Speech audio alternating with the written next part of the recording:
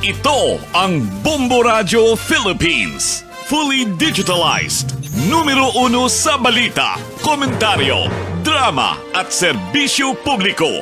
Bombo Radio Philippines. Bombo Radio Philippines. Unmatched. Number 1 and most trusted source of news and information. Bas sa Radyo Bombo! Philippine Standard Time, isang minuto makalipas ng alas 6 ng umaga. Magandang umaga, lungsod ng Dagupan, lalawigan ng Pangasinan sa inyong Bombo News and Views Morning Edition ngayong araw ng Biyernes, Oktubre 17, 2025. Christmas is a time for sharing, giving gifts for everyone. What matters now is this Christmas we share the love. Mga kabombo, para naman sa ating Christmas countdown, meron na lamang po tayong 69 days bago sumapit ang Pasko. At ngayon sa ulo ng ating mga balita, sa ating tampok na balita, mga tauhan ni Department of Public Works and Highway Secretary Vince Dizon na may kaugnayan sa mga kontraktor na sangkot sa flood control anomaly. Ayon kay Representative Leandro Leviste, habang Dizon hinamon si Leviste na pangalanan ang mga ito. Sa atin namang balitang lokal, hindi bababa sa 8 barangay sa syudad ng Dagupan na binabantayan na maaring maapektuhan ng tsunami sa oras na makaranas ng malakas na lindol ang Manila Trench. Sa ating balitang pambansa kaso laban sa Diskaya couple, inihahanda na ng Department of Public Works and Highways. Sa ating balitang Ibayong Dagat, 4 na katao nasawi matapos magkagulo ang mga dumagsa para makita ang labi ni dating Kenyan Prime Minister Raila Odinga. Sa ating balitang espesyal, 9 na aso at isang pusa kandidato sa Amherst sa Nova Scotia sa Canada bilang pet mayor. Sa ating balitang pangkalakasan, 8th Division World Champion Manny Pacman Pacquiao laban kay IBF welterweight champion na Louis Crooker, pinagpaplanuhang ikasa. Sa ating Bombo News Analysis, bagong talagang ombudsman at ang anino ng politika may kaugnayan nga ba? At ngayon sa detalye ng ating mga balita. Sa ating tampok na balita, ibinunyag ni House Appropriation Panel Vice Chairman at Batangas Representative Leandro Leviste na ilang miyembro ng team ni Department of Public Works and Highways o DPW Secretary Vince Dizon ay may kontraktor o may kaugnayan sa mga kontraktor na sangkot sa flood control anomaly. Sinabi ni Representative Leviste na nakuha niya ang impormasyon mula sa ilang kasamahan sa Kamara. Hindi umano si Secretary Dizon mismo ang kontraktor kundi mga tauhan niya. Marami na umano sa Kongreso ang nakakalam nito. Hinimok niya na si Dizon na isa publiko ang koneksyon ng kanyang team sa mga kontratista, lalo na't may sinasagawang investigasyon sa mga irregular na proyekto ng gobyerno. Dagdag pa ni Leviste, maaaring makita sa simpleng online search ang mga paratang ng kaniwalaan laban sa ilang bagong appointee ng DPWH. Anya may potensyal si Dizon na magdala ng reforma sa nasabing ahensya kung saan magiging bukas siya sa isyong ito. Sa gitna ng press con, nakatanggap si Leviste ng tawag mula sa isang mataas na opisyal ng ahensya. Gayud pa ng kongresista na ang nais niya ay transparency at patas na alokasyon ng pondo. Kung may connection man sa mga kontratista, sana iilhad sa publiko. What I have heard from multiple sources, that Secretary Dizon or members of his team have connections with DPWH contractors. I was told by one source, some in his team are contractors. And yes, this is just what I was told. And I was told by another person that others on his team, even those who are not contractors, have been talking to contractors at may hinihingi. Ni Public Works and Highway Secretary Vince Dizon si Batangas First Representative District Leandro Leviste na pangalanan ang mga tauhang umano'y nakikipagkita sa mga kontratista kapalit ng kickback sa loob ng Department of Public Works and Highways. Bagamat walang ebidensyang iniharap si Leviste, iginit niya nga may mga bagong appointees na nakipagkita umano sa mga kontratista sa labas ng DPWH at may hinihinging kapalit. Narinig ko ang press conference ni Congressman Leandro Leviste at nagpapasalamat ako sa kanya.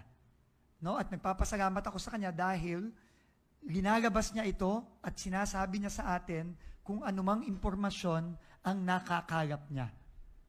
At ini-encourage din natin ang hindi lang ang mga congressman, hindi lang ang mga government officials, kundi lahat ng mga kababayan natin na kapag meron po kayong impormasyon ako po ay magiging open at matutuwa. Pang tampok na balita, napatay ng Israel ang isa sa mga mataas na opisyal ng Houthi rebels sa Yemen. Ayon sa grupo, nasawi sa airstrike ng Israel sa Chief of Staff Muhammad Ab al-Karim al-Gamari, isa sa mga senior military official sa grupo. Kinumpirma din ito ng Israel na silang nasa likod ng nasabing pag-atake kay al-Gamari. Tiniyak naman ng Houthi rebels na sila'y gaganti sa ginawang ito ng Israel. Magugunit ang makailang ulit ng nagsagawa ng pag-atake ng Israel sa mga Houthi rebels na sinasabing kaalyado ng mga Hamas militants sa Gaza. Sa atin namang balitang lokal, hindi bababa sa 8 barangay ng Dagupan City ang nakikita ng City Disaster Risk Reduction Management Office o CDRRMO na maapektuhan ng tsunami sakaling makaranas. Nag-magnitude 8 ang Manila Trench. Ayon kay Ronald D. Guzman, ang head ng nasabing tanggapan, pasok sa red zone o ang labis na naapektuhan ng mga barangay ng Bunuan Binlok, Bunuan Bukig, Bunuan Giset, Pugaro Suite, Salapinga, Lumboy, Kalmay at Pantal. Anya maaaring makaranas ang mga ito ng maabot sa 17 meters wave height. Mababawasan naman ito sa bahagi ng Barangay Poblacion Weste, Barangay 1, Tambak at Mamalingling. Habang 4 to 3 meters naman na wave height ang Barangay Maluwad. Samantala, sinabi ni Di Guzman na magiging problema sa coastal areas ang malakas na hangin at storm surge at walang maaaring pananggalang sa hangin. Kaya kanilang nirekomenda na nasa sentro ng syudad ang evacuation center dahil magiging depensa sa lakas ng hangin ang mga malalaking gusali. Mungkahi rin nila na ang mga pagpapatatag pa ng mga gusali at gumagamit ng mga materyales na kakayanin ang malakas na pagyanig at bugso ng hangin. If ever na nagkaroon po tayo ng earthquake sa may Manila Trench with a magnitude of 8 po, possible na barangays na affected will be Bunuan Bukig, Bunuan Giset, Pugaro Suite, Salapingaw, Lumboy, Kalmay, Pantal, and Bunuan Binlok po. We recommend that the evacuation center should be located within the center of Dagupan. As much as possible, sir, it should be concrete and free from any konsana. Yung structure is minimal. Samantala sa iba pang balitang lokal, natagpo ang wala ng buhay sa Lingayen Baywalk ang isang 17 anyos na binatilyo. Ayon kay Police Captain Michael Maure, ang investigation officer ng Lingayen PNP, may mga bali sa paa, kamay at sugat sa parteng mukha ang biktima kung saan sa inisyal na investigasyon ng pulisya ay posibleng biktima ito ng hit and run. Bagamat walang malinaw na indikasyon ng foul play, may foul play sa insidente, patuloy ang malawakang pagsusuri sa pangyayari. Kasalukuyang ikinukonsidera ang lahat ng posibleng sanhi ng pagkamatay ng biktima habang isinasailalim sa forensic examination ang kanyang labi. Tinututukan na rin ng mga investigadora ang pangalap ng CCTV sa paligid mula sa mga residente at posibleng saksi upang matukoy kung may sangkot na sasakyan o ibang salik sa insidente. Git ng pulisya, may regular na nagpapatrolyang tauhan sa Baywalk tuwing gabi. Tiniyak naman ng mga otoridad na hindi titigil ang investigasyon hanggat hindi nakakalap ng sapat na ebidensya na magtuturo sa kung anong tunay na nangyari sa biktima. Ay napaulat po na hindi siya umuwi magmula nung last po siya nakita nung 11:30 or 12 noon at kinabukasan na noon na lang po siya natagpuan na October 16 ng alas 6:50 ng umaga. May nag-report sa amin na yun nga po ay mayroong isang bangkay na nakahiga doon sa may along Biwok, Barangay Manibok. Samantala, nasawi naman ang isang motorista at wasak din ang sinakyang motorsiklo matapos bumangga sa kasalubong na SUV sa bahagi ng kalsada sa Barangay Taloy sa bayan ng Malasiki. Ayon kay Police Captain Cruzaldo Ganyo, ang Police Community Affairs and Development Officer ng Malasiki PNP, pa-northbound ang SUV habang patungong Malasiki naman ang motorsiklo. Ayon sa investigasyon, may sinusundang sasakyan ng motorsiklo at nagtangkang mag-overtake sa pakurubang bahagi ng kalsada ng salubungin at banggain ng SUV. Dead on arrival ang driver ng motorsiklo habang minor injuries lamang ang natamo ng SUV driver. Naka-helmet at kumpleto naman umano ang protective gear ng rider at negatibo sa alak ang parehong panig. Dagdag niya na batay din sa mga nakasaksi mabilis umano ang takbo ng motorsiklo bago ang banggaan. Paalala naman ng kapulisan sa lahat ng motorista na sundin ang batas trapiko upang maiwasan ang trahedya sa kalsada. Itong nangyari, nakasalubog, nabangga niya yung SUV. Yung sakay ng SUV, ayon sa medical report, wala naman masyado. Parang bugbog sa katawan lang siguro. At yung itong sa kasamaang palad, itong driver ng motor, dead on arrival sa Pangasinan Provincial Hospital dito sa San Carlos City. Sa gear naman, okay naman, naka-helmet naman yung motor. At saka ayon sa medical report, wala naman isa sa kanilang nakainom. Sa iba pang balitang lokal, nakatakdang magsagawa ng kilusang bayan kontra kurakot ang grupong bayan sa darating na November 30 na pangunahan ng mga manggagawa. Sa panim ng Bombo Radio Dagupan kay Raymond de Vera Palatino, ang Secretary General ng Bayan, na sinabi niyang layunin ng kilos protesta na bigyang mukha ang galit ng iba't ibang sektor laban sa matinding korupsyon sa bansa. Ayon kay Palatino, ang talamak na katiwalian sa iba't ibang ahensya ng pamahalaan ang pangunahing dahilan ng galita ng mga nagpoprotesta, lalo na ang usapin o issue sa flood control. Maraming pagkilos ang isinasagawa ngayong buwan gaya ng mga kabataan at mga magsasaka para ipakita na sila ang biktima ng korupsyon. Nais umano ng grupo na palakasin ang pressure sa ICI upang ilabas na ang resulta ng kanilang isinasagawang investigasyon. Binigang din ni Palatino na mahalagang masilip ang pondo ng Malacanang at malaman ang papel ng Office of the President sa pagpapatupad ng pork barrel at iba pang questionableng gastusin. Dagdag pa niya, matapos maaprobahan ng pambansang budget, dapat bantayan ng publiko ang deliberasyon sa Senado, lalo na galit na ang taong bayan sa korupsyon. Kailangan ani itong tiyakin upang mapigilan ang pagpasok ng mga maanumalyang proyekto sa 2026 budget at higit sa lahat, mapanagot ang mga sangkot sa katiwalian. Ang korupsyon hindi lang pala sa DPWH, no? Kasi meron din DA, may DepEd, tapos sa iba't ibang mga infrastructure projects tulad ng health center, farm to market roads. Kaya gusto po natin na leading to November 30, may mga walkout, mga kalampagan sa komunidad, mga noise barrage, mga pulong masa na nagpapaliwanag sa issue. Gusto nating palakasin yung pressure para Samantala, dalawang malaking kilos protesta laban sa korupsyon ang gaganapin naman sa October 17 at October 21 na pangungunahan ng mga grupong nasa likod ng protesta sa Luneta noong September 21. Sa huling balitang lokal, sang-ayon ang Ibon Foundation sa resulta ng isang survey na nagsasabing 97% ng mga Pilipino ang naniniwala na malawakan ang korupsyon sa gobyerno. Ayon kay Sunny Africa, Executive Director ng Ibon Foundation, sa panim ng Bombo Radio Dagupan, malinaw, ipinapakita ng naturang bilang naramdam ng mga Pilipino sa araw-araw ang epekto ng katiwalian ng pamahalaan. Anya, galit na ang taong bayan, lalo na ngayon na may mga lumalabas ng ebidensya at napapangalanan ang ilang mambabatas ng manay sangkot sa katiwalian. Binigyang din ni Africa ang mahalagang papel ng media sa laban kontra korupsyon. Ayon sa kanya, mahirap umanong asahan na marisolba ito sa loob mismo ng gobyerno dahil may umiiral na kultura ng pagtutulungan at proteksyon sa isa't isa. Kaya't ang mga nakakabasag lamang sa ganitong sistema ay ang publiko sa tulong ng media. Dagdag pa niya, maging ang mga anti-corruption agency ay hindi ligtas sa katiwalaan dahil mayroon ding korupsyon na mismo sa kanilang opisina.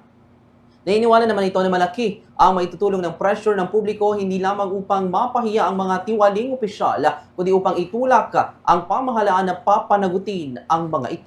Mahirap asahan na yung korupsyon mariresolba mula sa loob ng pamahalaan. Kasi sa totoo lang, pinoprotekta nilang isa't isa. At ang tanging pwede makapagbasag ng pagprotekta ng pamahalaan ng mga opisyal sa isa't isa ay yung publiko sa tulong ng media. Kaya ano yan, napakalaki yung papel talaga ng ingay mula sa labas. Hindi lamang para pahiyain yung mga korrupt na politiko, kundi para may pressure na mag-question yung pamahalaan. Pati yung anti-corruption agencies natin sana, Ombudsman, DOJ, BIR. Sa ating balitang pambansa, kinumpirma ni Department of Public Works and Highways o DPWH Secretary Vince Dizon na inihahanda na ng Office of the Ombudsman ang mga kasong isasampa nila sa Sandigang Bayan laban sa mag-asawang Curly at Sara Diskaya. Kaugnay ng pagkakasangkot sa nabunyag na maanumalyang flood control project sa bansa. Ayon kay Dizon, nakausap niya si Ombudsman Boying Remulla kamakalawa ng gabi matapos ang pag-aanunsyo ng mag-asawang Diskaya na hindi na sila magigpagtulungan sa sinasagawang investigasyon ng Independent Commission for Infrastructure o ICI sa naturang anomalya. Ani Dizon, sinabi sa kanya ng ombudsman na maaaring maihain ang kaso sa mga diskaya sa mga susunod na linggo. Dagdag nito ng mga kasong non-bailable o hindi maaaring piyansahan ang ihahaing kaso laban sa mag-asawa. Samantala, sa iba pang balitang pambansa, hindi pa rin umano absuelto si Senator Francis Escudero sa isyu ng pagtanggap ng campaign contribution mula sa government contractor noong 2022 elections. Ito'y kahit nakapagsumiti na ang senador ng paliwanag hinggil sa Commission on Elections. Ayon kay COMELEC Chairman George Erwin Garcia, ito ang dahilan kung bakit pinagpapaliwanag nila ang senador, gayon din ang contractor na sangkot sa issue at humihingi pa ng kumpirmasyon sa Department of Public Works and Highways o DPWH hinggil dito. Una nang inamin ni Escudero na tinanggap lamang niya ang 30 million pesos na donasyon para sa kanyang senatorial campaign noong 2022 polls mula kay Lawrence Lubiano, ang Pangulo ng Centerways Construction and Development Incorporated. Dahil sa paniniwalang ito ay pribadong pondo. Ito rin naman ang naging paliwanag ni Lubiano nang nagsabing personal niyang pera ang ibinigay kay Escudero at hindi mula sa pondo ng kanyang kumpanya. Kaugnay nito, tiniyak ng poll chief na titimbangin nilang mabuti ang paliwanag ng mga ito at aalamin kung sapat ba itong depensa o maaring magresulta sa pagsasampa ng kasong paglabag sa Section 95 ng Omnibus Election Code. Muli rin namang iginit ni Garcia na hindi niya sinisingle out si Escudero sa issue ng pagtanggap ng campaign contribution mula sa kontratista at ipinaliwanag na napabilis lamang ang investigasyon matapos ang ginawang pag-amin ng mga ito. Sa uling balitang pambansa, formal nang nanumpa bilang bagong Presidential Anti-Organized Crime Commission o PAOK Chief, si dating PNP Chief Retired General Benjamin Acorda Jr. Si Acorda, miyembro ng PMA Class of 1991, ay naging ika-29 na hepe ng PNP mula Abril taong 2023 hanggang Abril taong 2024. Nagsilbi rin siya bilang Director for Intelligence ng PNP at Regional Director ng Police Regional Office 10. Bilang isa sa mga nagtatag ng PNP Anti-Cybercrime Group, humawag siya ng ilang matataas na posisyon sa kapulisan, kabilang Deputy Regional Director ng NCRPO at Director ng Integrity Monitoring and Enforcement Group. Papalitan ni Acorda si Gilbert Cruz na nanungkulan simula Enero taong 2023. Ang PAOK ay may mandato na maimbestigahan at usigin ang mga sindikatong kriminal at tiwaling opisyal. Samantala mga kabombo, magbabalik tayo sa ating pagbabalita makalipas ang ilan sa ating mga paalala. Bombo Radio Philippines once again proves its excellence in broadcasting. Ngayong taon, sa 47th Catholic Mass Media Awards, ang Bombo Radio Philippines ay finalist sa lahat ng 9 na kategorya. Ang pagkilalang ito ay alay namin sa inyo, aming mga loyal listeners and viewers. Dahil sa inyong tiwala, patuloy kaming maglilingkod sa pamamagitan ng mga programang tapat, makabuluhan at nagbibigay buhay sa ating mga komunidad. Mula sa 32 fully digitalized AM and FM stations ng Bombo Radio Philippines, the #1 and most trusted source of news and information. Sa Radyo Bombo!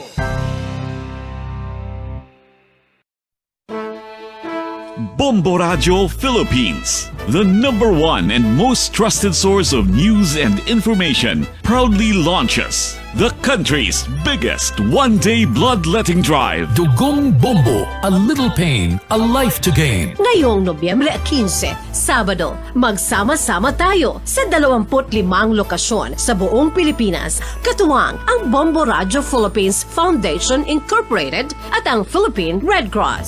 Sa nakaraang taon, nakalikom tayo ng mahigit 2.1 million cc ng dugo o 550 gallons o katumbas ng 10 drum ng dugo na sumagip ng libu-libo nating... Sa ating balita sa ibayong dagat, nagkagulo ang mga dumalo sa Kenya upang makita ang labi ni dating Prime Minister Raila Odinga matapos magpaputok ang mga kapulisan at magbato ng tear gas. Napaulat na 4 na kataong nasawi sa kaguluhan sa nasabing kaganapan. Hindi pa tiyak kung gumamit ng tunay na bala ng baril ang pulis o rubber bullet lamang. Bago ang pangyayari, pinahintulutan ng mga otoridad ang publiko na makapasok sa restricted area at makita ang labi ng punong ministro. Simula pa lamang sa airport, inabangan na ng mga taong pagdating ng labi ni Odinga hanggang sa dalhin ito sa stadium. Dahil sa hindi naasang pagdagsa ng mga tao, inilipat ang public viewing ceremony sa Moy International Sports Center sa Kasarani. Dumating ang convoy sa harap ng stadium at marami pa rin ang mga nag-aabang na tao. Ilang minuto ang makalipas, nagdagsa ng mga tao sa gate ng arena kaya nagbato ng tear gas ang mga kapulisan dahilan para magmadali ang mga tao na lumabas sa lugar. Samantala sa iba pang balitang ibayang dagat, ipinahiwatig ni US President Donald Trump na ikukonsidera niyang payagan si Israeli Prime Minister Benjamin Netanyahu na ipagpatuloy ang military action sa Gaza sakaling hindi tutuparin ng Hamas ang pangako nito sa ceasefire agreement. Ayon sa US President, maaring bumalik ang Israel forces sa Gaza sa sandaling sabihin niya ito. Ginawa ng US President ang pahayag matapos akusahan ng Israel ang Hamas ng hindi pagsunod sa kasunduan na pagbabalik sa mga bihag, buhay man o patay bilang parte ng kasunduan para wakasan na ang giyera sa Gaza. Base sa datos ng naibalik na ng Hamas ang lahat ng 20 buhay na Israeli o buhay na Israeli hostages. Subalit, siyam pa lamang mula sa 28 mga bihag na binawian ng buhay ang naisauli ng Hamas. Ibig sabihin, mayroon pang 19 na labi ang unaccounted. Ipinaliwanag naman ng Hamas na naibalik na nila ang lahat ng mga labi ng mga bihag na kaya nilang ma-access habang ang ibang mga bangkay ay kakailanganin umano ng specialist equipment para mahanap at ma-recover. Sa uling balitang ibayong dagat, tumama ang isang lindol sa California sa bahagi ng tinatawag ng mga eksperto na pinakamapanganing na fault line ng Amerika. Ayon sa US Geological Survey, inaitala ang lindol na may lakas na nasa 3.1 magnitude dakong alas 12:30 ng tanghali Eastern Time sa kahabaan ng Hayward Fault na dumaraan sa East Bay. Mahigit 1,500 na residente ang nagreporta na nakaramdam sila ng pagyanig at patuloy pang nadaragdaga ng bilang na ito. Naitala ang pagyanig sa Berkeley, San Francisco, Santa Rosa, Concord at Hayward. Tinuturing ang Hayward Fault bilang pinakamapanganib sa buong Estados Unidos dahil dumaraan ito sa ilalim ng mga mataong lugar at may kakayahang magdulot ng isang malakas at matagal nang inaasang lindol. Bagaman nakaranas ito ng tinatawag na creeping, umabagal na paggalaw ng lupa. Hindi pa ito nagkaroon ng malakas na pagbitak mula pa noong 1868. Pinapakita ng mga pag-aaral ang malakas na lindol sa fault na ito ay karaniwang nangyayari tuwing humigit kumulang 140 taon. Mga kabombos, sa ating balitang espesyal, sawa na ba kayo sa tiwaling mga opisyal ng gobyerno? Baka naman hindi tao ang dapat ihalal. Ikapagtulungan ng bayan ng Amherst sa Nova Scotia, Eastern Canada sa isang local animal shelter para ihalal ang kanilang kauna-unang quadruped mayor. Inanunsyo nila ang 10 kandidato mula sa sinumite ng mga lokal na residente. Maring bumoto ang publiko sa website ng animal shelter para i-cast ang kanilang preferred pet mayor. Gayunpaman, may halagang $3.56 ang pagboto at ang malilikom na pera ay didiretso sa animal shelter para sa pangangalaga ng mga hayop sa kasalukuyang naninirahan dito. Ang mga kandidato sa nasabing pet mayor election ay sina Derby, Major, Susie, Reyna, Oreya, Ducky, Nonya Biswax, Jack, Mr. Beer at Nova. Ito ay mga aso habang hindi naman nagpapahuli ang kaisa-isang representante ng mga pusa na si Meow Stage aka Sherlock. Samantala sa ating balitang pangkalakalan, umabot sa 2.98 billion ang cash remittances noong August, kung saan ay lumobo mula sa 2.89 billion na naitala sa kaparehong buwan noong nakarang taon. Ang remittances mula sa land-based overseas Filipinos ang bumuo sa 0.35 billion na na naitala ng 3.0% year-on-year growth, habang ang sea-based OFWs nag-ambag ng 626 million na tumaas ng 3.8%. Mula Enero hanggang Agosto ngayong taon, ang cash remittances tumaas ng 3.1% sa 22.91 billion mula 22.22 billion noong nakaraang taon. Ang United States ang pinakamalaking pinagmulan ng remittances sa 8-month period na may 40.4%, sumunod ang Singapore na may 7.1%, Saudi Arabia na may 6.3%, Japan na may 4.9% at United Kingdom na may 4.8%. Sinundan sila ng United Arab Emirates, Canada, Qatar, Taiwan at South Korea. Tumas din ang personal remittances na kinabibilangan ng cash na ipinadala sa pamamagitan ng mga bangko at informal channels, gayon din ang remittances in kind ng 3.2%. Mga kabombo, sa ating foreign exchange rate, ang isang US dollar may katumbas na 58 pesos and 13 centavos. Base ito sa datos ng Bankers Association of the Philippines para sa US dollar. Habang Bangko Sentral ng Pilipinas naman sa ibang currencies kung saan ang Hong Kong dollar ay may kapalit na 7 pesos and 47 centavos. Singapore dollar ay may katumbas na 44 pesos and 81 centavos.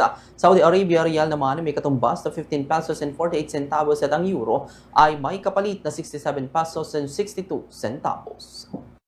Bombo Foreign Exchange Update is brought to you by Quinbank Business Banking.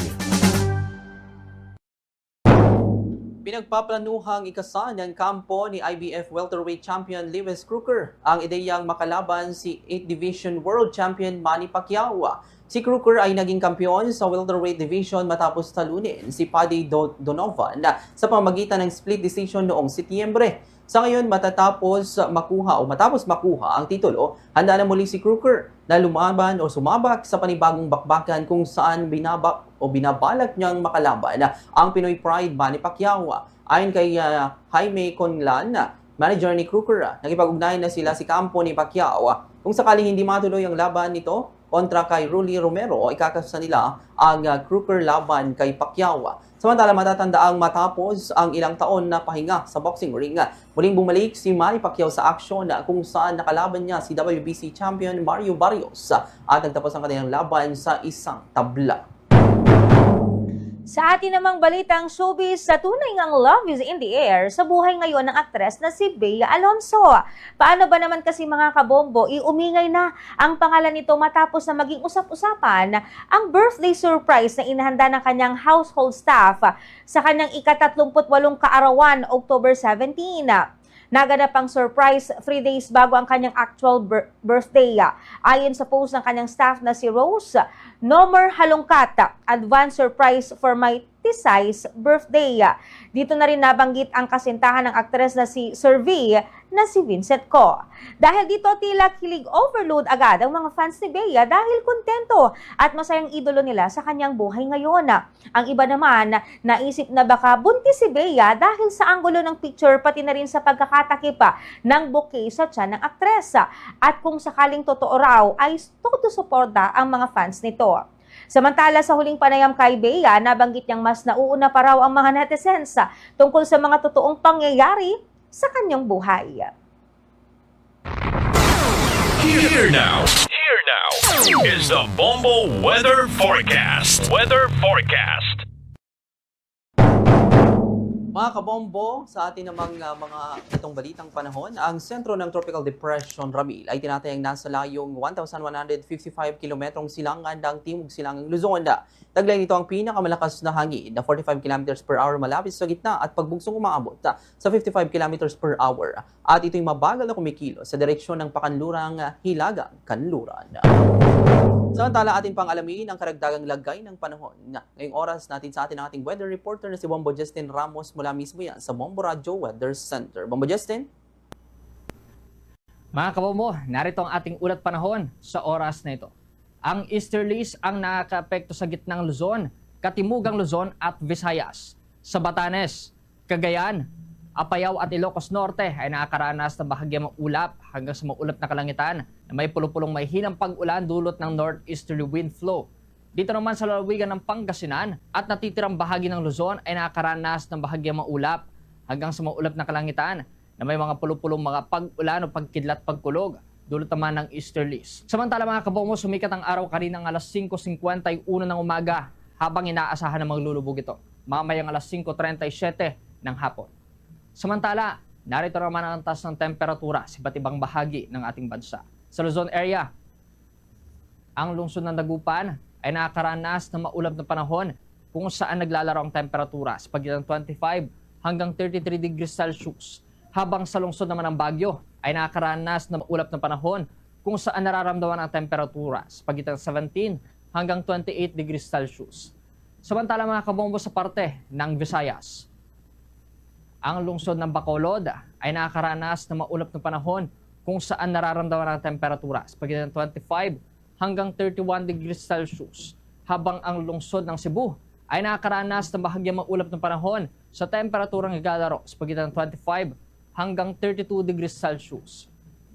Samantala mga kabombo sa bahagi ng Mindanao, ang lungsod ng Cagayan de Oro ay nakakaranas ng maaliwalas na panahon kung saan naglalaro ang temperatura sa pagitan ng 23 hanggang 33 degrees Celsius, habang ang lungsod ng Davao ay nakakaranas ng maaliwalas ding panahon sa temperaturang naglalaro sa pagitan ng 24 hanggang 33 degrees Celsius. Mga kabombo, yan na muna ang ating ulat panahon sa oras na ito. Paalala pa rin sa ating mga kabombo na palagi po tayo magdala ng panangga panlaban sa init at ulan. At laging tatandaan iba yung pag-iingat ang kailangan upang ang sakuna ay maiwasan. Ugaling maging updated upang kalamidad ay inyong mapaghandaan. Yun po nakasama sa ating ulat panahon para sa oras na ito.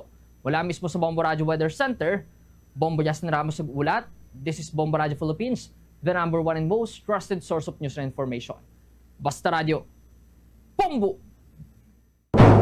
Mga kabombo, yan ang kabuuan ng ating pagbabalita ngayong umaga, at bago tayo magtapos, sa atin munang balikan naging ulo ng ating mga balita. Sa ating tampok na balita, mga tauhan ni Department of Public Works and Highways Secretary Vince Dizon may kaugnayan sa mga kontraktor na sangkot sa flood control anomaly ayon kay Representative Leandro De Viste. Habang Dizon, hinamon si De Viste na pangalanan ng mga ito. Sa ating balitang lokal, hindi bababa sa 8 barangay sa siyudad ng Dagupan na binabantayan ang maaring maapektuhan sa tsunami sa oras na makaranas ng malakas na lindol ang Manila Trench. Sa ating balitang pambansa, kaso laban sa Diskaya couple, inihahanda ng Department of Public Works and Highways. Sa balitang iba yung dagat, 4 na katao nasawi matapos magkagulo ang mga dumagsa para makita ang labi ni dating Kenya Prime Minister Raila Odinga. Sa ating balitang espesyal, 9 na aso at 1 pusa kandidato sa Amherst, Nova Scotia, si Canada bilang pet mayor. Sa atin namang balitang pangkalakasan, A-Division World Champion Manny Pacquiao versus IBF Welterweight Champion Louis Crooker pinagpaplanuhang ikasa. Sa ating Bombo News Analysis, bagong talagang ombudsman at ang anino ng politika, may kaugnayan nga ba? Mga kabombo, maaaring tutukan ang mga kaganapan at updates sa mga latest na pangyayari sa pamamagitan ng ating himpilan ng Bombo Radyo Dagupan. Christmas is a time for sharing, giving gifts for everyone. What matters now is this Christmas we share. Mga kabobo, sa ating Christmas countdown, meron na lamang po tayong 69 days bago sumapit ang Pasko. Sumayin niyo ang Bombo News in Views Morning Edition ngayong araw ng Biyernes, Oktubre 17, 2025 at kami ang inyong naging tagapagbalita. Bombo Justin Fontanilla Rosete. At Bombo Oliver Dacumas, this is Bombo Radio Philippines, the #1 and most trusted source of news and information. Basta Radio. Bombo! Sa pagdatalaga ni Pangulong Ferdinand Marcos Jr. kay Jesus Crispin Boying Rimulya bilang bagong ombudsman ng Pilipinas, muli mabubuksan ang mga tanong hinggil sa tunay na layunin ng naturang hakbang. Ang ombudsman ay dapat maging simbolo ng independensya, integridad at pananagutan sa gobyerno. Ngunit kung ang usap-usapan ay pagbabatayan, tila ba ang kanyang pag-upo ay hindi lamang usapin ng kwalifikasyon kundi ng kapangyarihan at pamumulitika. Hindi maikakaila na si Rimulya ay isang veteranong opisyal bilang dating kalihim ng Department of Justice sa dating mambabatas, dala niya ang karanasan sa larangan ng batas at pamahalaan. Ngunit ang kanyang matibay na ugnayan sa kasalukuyang administrasyon ay hindi maikakailang batik sa pananaw ng publiko. Lalo pat ang kanyang pagtatalaga ay sumabay sa umiigting na tensyon sa pagitan ng kampo ni Pangulong Marcos at ng pangalawang Pangulo na si Sara Duterte. Ang ombudsman ay hindi dapat maging kasangkapan ng personal o pampulitikang interes. Dapat itong manatiling bukod sa mga alon ng intriga at kapangyarihan. At buong katapatan, gampanan ng tungkuling mapanagot ang sino mang lumalabag sa batas, kalyado man o kalaban. Sa isang bansang patuloy na lumalaban sa katiwalian at abuso, mahalagang mapanatili ang tiwala ng taong bayan sa mga institusyon. kung tunay na layunin ng administrasyon ang transparency at accountability tulad ng paulit-ulit nitong pahayag, nararapat lamang na tiyakin na ang sino mang itatalaga sa mataas na posisyon ay walang bahid dungis at hindi kailanman magiging kasangkapan sa maruming laro ng kapangyarihan. Marahil ay wala pang konkretong ebidensya na layon ni Remulla o ng administrasyon na gipitin si Vice President Sara Duterte. Ngunit sa politika ang mga galaw ay hindi kailangang hayagan para magkaroon ng kahulugan. Sa mata ng publiko, ang mga hakbang ay may bigat at ang kabuuan ng mga pangyayari ay maaaring magpinta ng larawan ng isang masalimuot na estratehiya. Yan ang ating Bombo News analysis sa oras na ito. Ito si Bombo Marian Esmeralda and this is Bombo Radio Philippines, the #1 and most trusted source of news and information. Basta Radio, Bombo!